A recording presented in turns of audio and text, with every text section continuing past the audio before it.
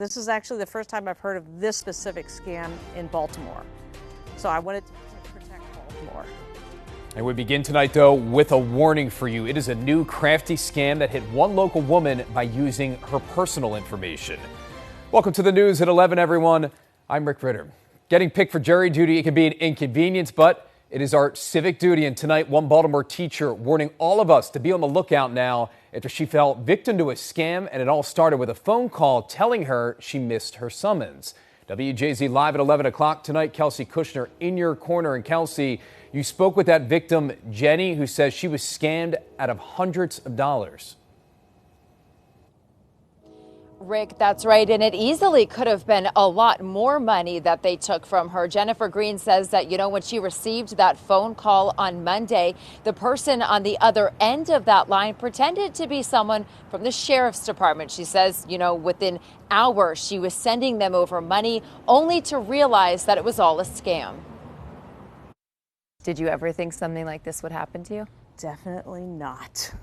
Definitely not. You hear about these things, not the specific scam, but you hear about similar scams, and you think, how could anybody fall for that? And I didn't think it would happen to me. No. Jenny Green, a Baltimore City Public Schools teacher, says she received a phone call Monday that would cost her $1,800. The first thing they say is, "Are you Jennifer Green?" I say, "Yes, sir." And they said, "Well, can you tell us, why didn't you show up for your federal jury service?"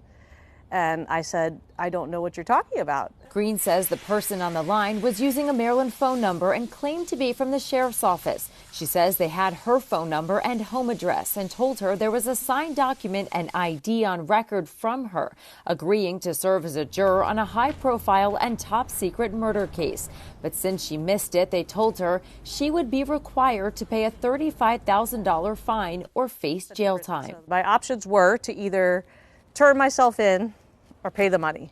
Panicked, Green says she sent over $1,800 before the phone disconnected and she couldn't call back. She says after a quick online search, she realized it was all a scam. They had all this information and they made me trust them in a way that I didn't even recognize was happening. Green says she was able to call her bank and stop the $1,000 payment to the scammers, but they still got away with the rest of her money and peace of mind. She's now trying to warn others so they too don't fall victim. I think of myself as somebody who should know better.